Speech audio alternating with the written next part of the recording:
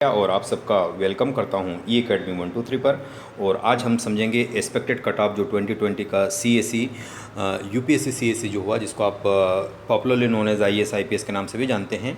और इस एग्ज़ाम के बारे में हम ये डिस्कस करने वाले हैं कि हमारा जो एक्सपेक्टेड कट ऑफ रहेगा वो कितना रहेगा। एक्सपेक्टेड कट ऑफ के बारे में बात कर रहे हैं अपन, ठीक है। तो सबसे पहले हम ये जानना चाहेंगे कि इसमें हम कैटेगरी वाइज भी बात करेंगे और प्रीवियस ट्रेंड्स के बारे में भी बात करेंगे और इसके लेवल ऑफ टफनेस के बारे में बात करेंगे कि इस वजह से कितना फ्लक्चुएशन आएगा।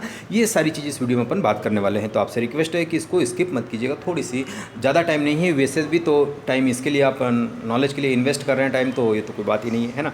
तो चलिए विदाउट वेस्टिंग टाइम स्टार्ट करते हैं। से यहाँ पर आ जाते हैं और यहाँ पर देखते हैं कि जो आज का पेपर हुआ था, जैसे कि अगर मैं बात करूँ पॉलिटी की बात करूँ आपके सामने, तो पॉलिटी में जो ये स्टार्टिंग वाले क्वेश्चन थे वो थोड़े से इजी लेवल कह सकते हैं, इजी और मॉडरेट के बीच के कह सकते हो।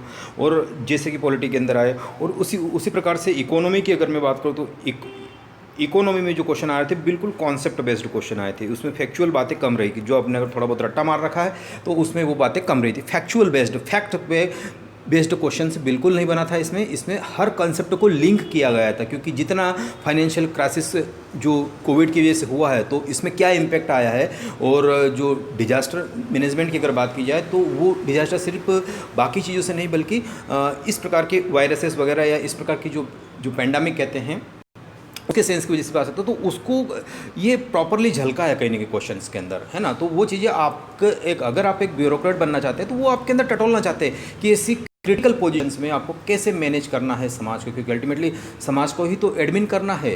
आपको क्या करना है, पब्लिक को ही तो एडमिन करना है। तो इसीलिए आपको वहाँ एक पब्लिक एडमिनिस्ट्रेटर बन के जाएंगे तो आपका किस प्रकार से ये सारी चीज़ें होना, तो ये जुड़ी हुई थी। और अगर मैं ज्योग्राफी की दोस्तों बात करूँ तो ज्योग्राफी में ज़्यादातर फैक्चुअल क्वेश्चंस बने थे। कैसे बने थे, फैक्चुअल क्वेश्चंस बने थे, मतलब ज़्यादा फैक्चुअल नहीं थे लेकिन फिर भी, जैसे अगर इकोनॉमी के अगर अपन फाइनेंशियल इंक्लूजन की बात करें या जैसे साइंस एंड टेक की बात करें तो बेंजीन पॉल्यूशन वाला क्वेश्चन बना था। या अगर इसके अंदर बात करें डिजिटल इंफ्रास्ट्रक्चर से जो क्वेश्चन आया था, तो ये क्या हो रहा है, ये करंट से है प्लस इकोनॉमी को क्या कर रहे हैं, टच कर रहे हैं, फ्लैश कर रहे हैं उस पर उसके सरफेस के। तो इस प्रकार से चीज़ें अंडर से जुड़ी हुई थी। तो ये तो एक अपना सिंपल बात हो गया। लेकिन यहाँ पर अपन बात करने वाले हैं कि जैसे अगर मैंने कहा कि जनरल की बात हो गई है ना, तो उसका कट ऑफ कितना रहना चाहिए। ओबीसी की अगर बात हो गई तो उसके बारे में, फिर एससी की बात हो गई और फिर एसटी की बात हो गई, ठीक है।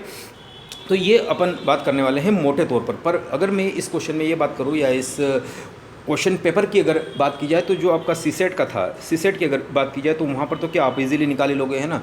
जो नॉन मैथमेटिक्स वाले हैं वो तो पैराग्राफ और ये कॉम्प्रिहेंशन और इन सब चीज़ से भी आपका बात बन जाएगी। और वो तो क्या है, क्वालिफाइंग इन नेचर है। तो ठीक है, तो अगर आपके लिए एग्ज़ाम क्वालिफाई करना है, मेन से लिखना है, तो आपको क्या करना पड़ेगा, आपको इसको क्वालिफाई करना पड़ेगा, जीएस को पेपर फर्स्ट को, ठीक है। जीएस को पेपर फर्स्ट को क्वालिफाई करना पड़ेगा। और उसकी एक्सपेक्टेड कट ऑफ की अगर बात की जाए स्टूडेंट्स, उसके एक्सपेक्टेड कट ऑफ की बात की जाए तो जनरल की अगर मैं बात करूँ तो आपके पास 97 से लगाकर 99 मार्क्स के बीच में फ्लक्चुएट करना।